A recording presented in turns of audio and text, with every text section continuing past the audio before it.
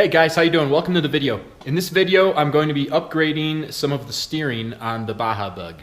So I want to show you exactly what it is that I want to upgrade and why, but you're not going to be able to see it like this. So I'm going to back the bug up, take the one-piece front end off, and then I'll show you what I'm actually looking to upgrade or change out.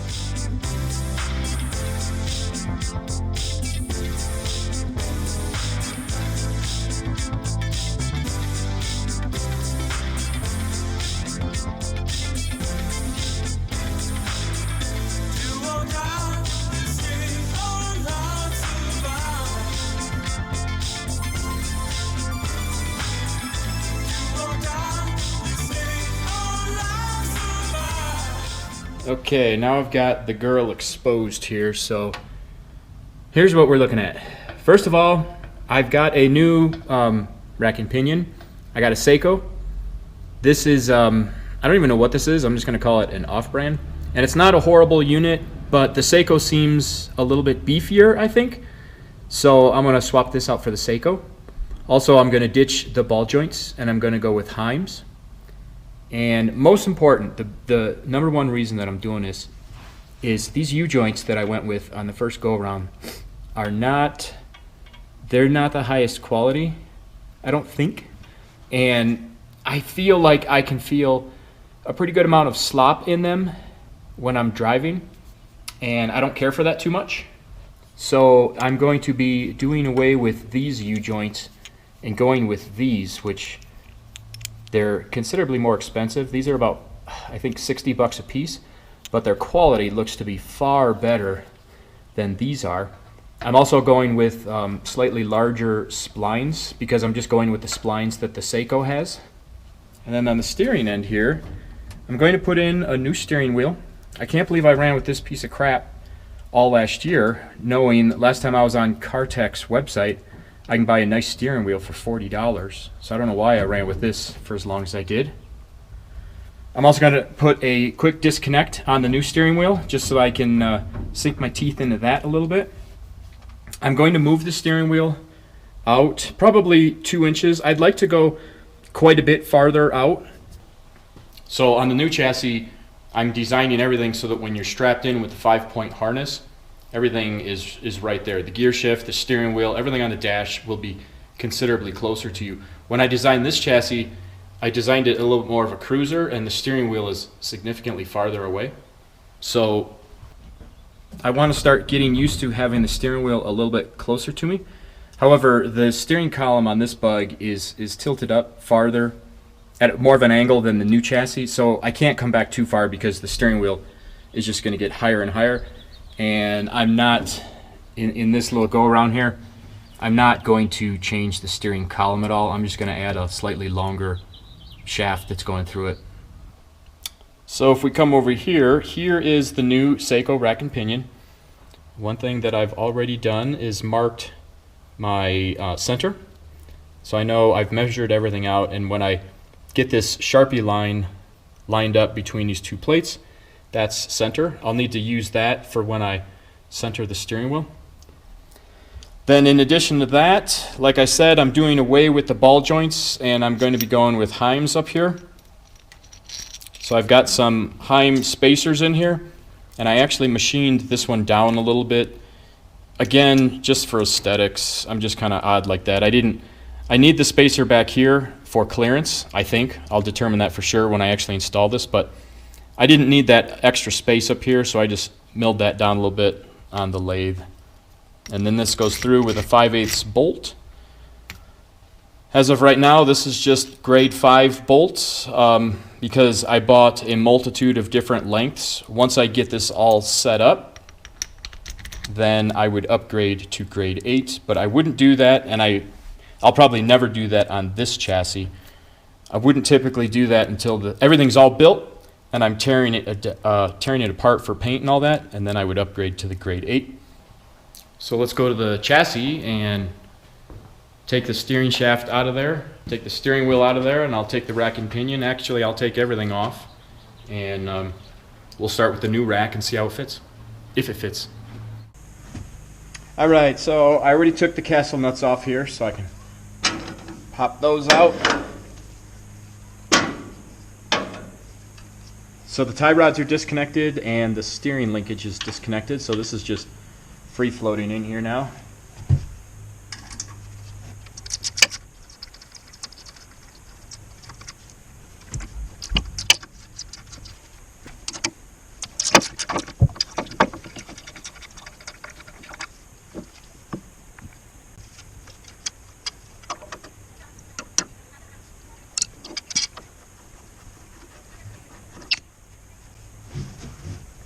So I'm doing away with the ball joint and I'm going with the Heim. Just, I trust Heims a little bit more than the ball joints. So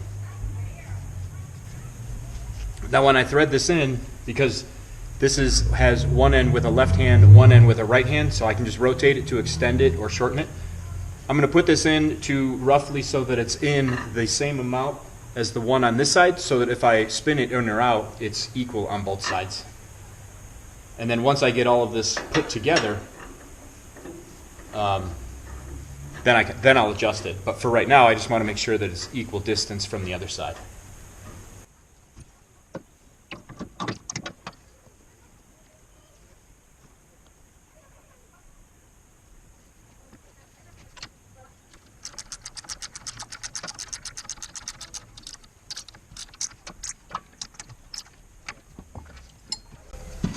All right, that bolted in perfect, which was nice.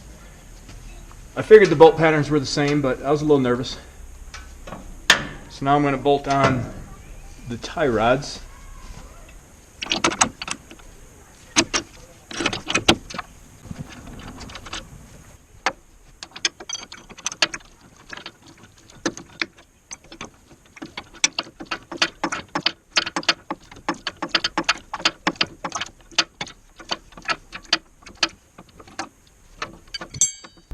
I forgot that doing this I'll have to do a new alignment. What a pain in the butt, but that's okay. Okay, so I've got the rack in here. It actually, thus far, everything has bolted right in, which I gotta say doesn't really happen to me that often, but I had a pretty good idea that that other rack was probably for the most part a clone of this rack originally, so I was pretty confident that this stuff would all be the same, and it pretty much was. So I've got the rack bolted in here. I had to take the boots off and rotate them 90 degrees because these nuts and bolts were over here and it was really close to the tie rod, so I just rotated these up. I have the tie rods bolted on now with these 5/8 bolts. What they do need is a large washer here so that this would be considered a captured end. Right now, if something went wrong with this Heim here, it could actually pop off, just roll right off of there and then be disconnected. If you put a large washer here, then even if it pops off the little ball in here, it's still captured in here and you still have a certain element of control. But now at this point, the next step is to remake my new steering column, and like I said, I'm going to make it a couple of inches longer and I'm going to weld that quick disconnect coupler on the end of it.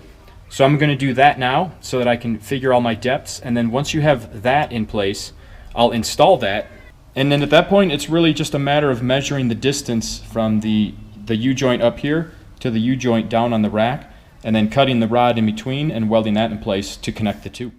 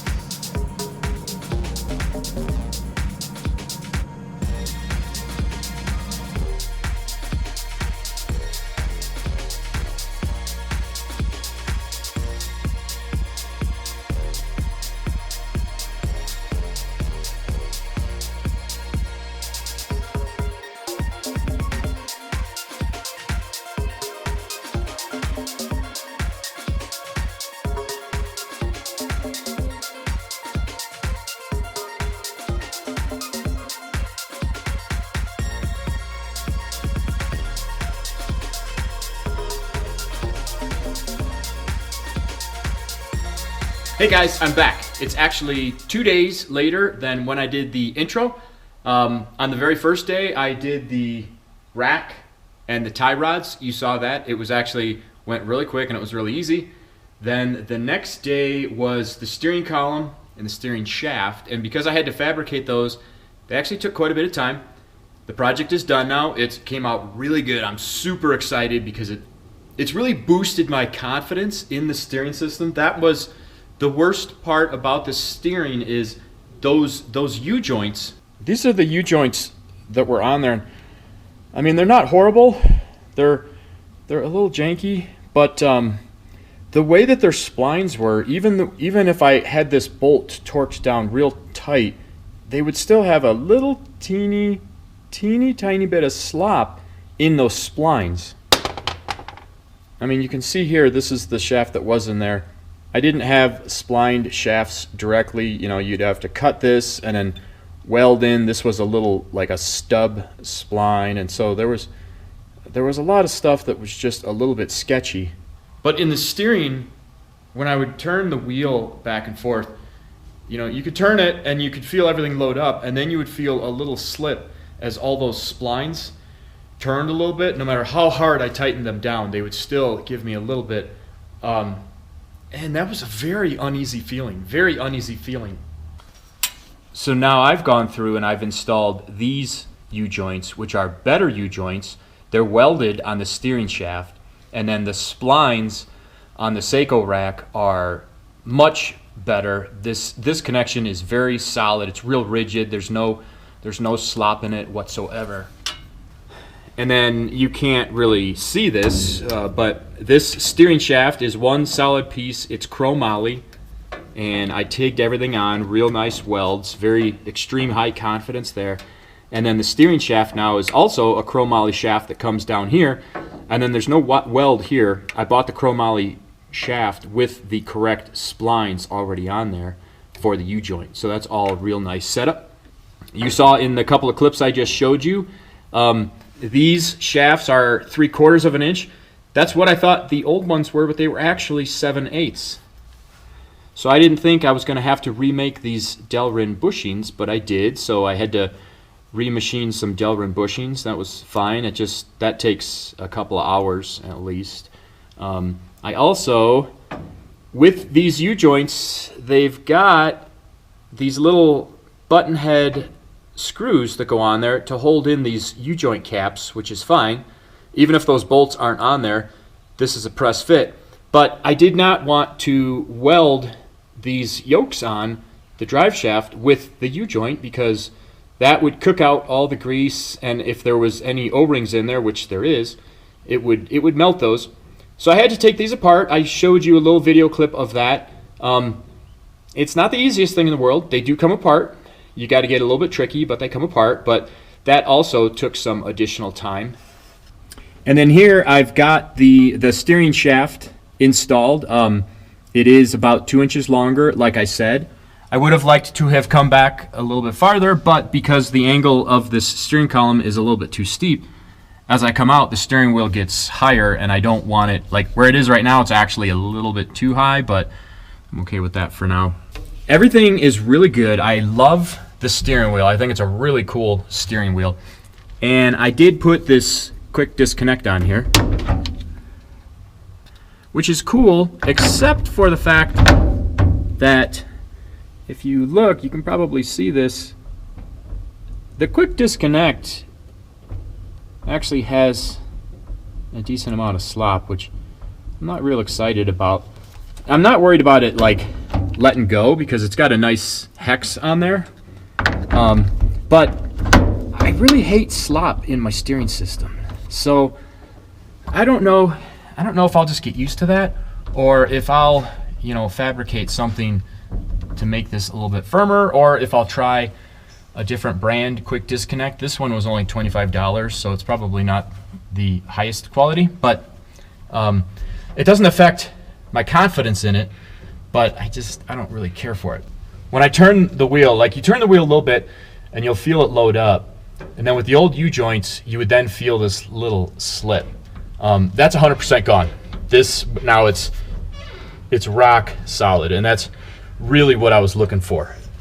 And then in the video, just before I started my outro here, you saw me jack the front end up. And what I did, you probably can't tell from the time lapse, but I jacked it up, pulled the tires off, I bolted on 4-foot level on each rotor, and then I measured it front to back, and I got them parallel. And then what I did is with the notch, remember I put a notch on the rack and pinion so that I can center the rack and pinion. And that's actually what I consider my true center.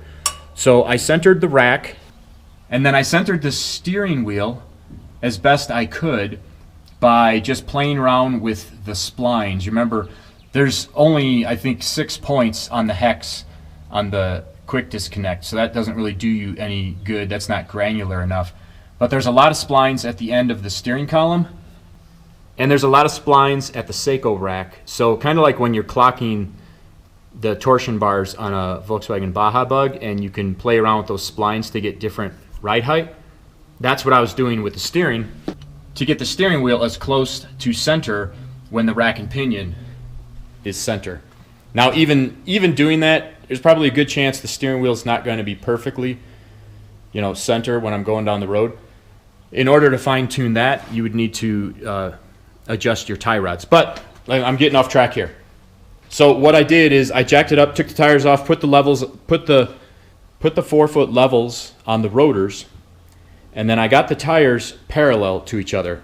Then what I did is with the rack centered, looking at the levels from like the front to the back, to the best of my ability, then I will rotate the tie rods together to rotate everything, like turning both sides at the same time so that they stay parallel, to try and get the tires going as straight as possible with the rack centered.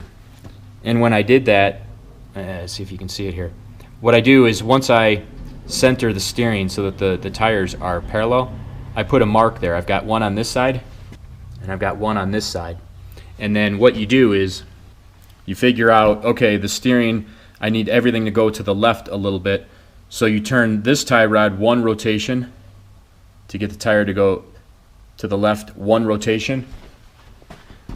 And then you go back to the other side and you turn it one rotation also to get that tire to go to the left. So then at that point, you're moving both tires together because they're already parallel, and you're not adjusting your toe, you're just adjusting your straight line driving off of the steering wheel position. Alrighty, that's it. The girl's all put back together. Steering is good to go. That is one upgrade project that was a full success, and I'm super excited about, because like I said before, that was one element that was kind of bothering me a little bit on the road. So anyways, thanks for watching the video, guys. I hope it's helping you with some of your projects or whatever it is that you're working on, and hopefully I'll see you on the next video. Take care.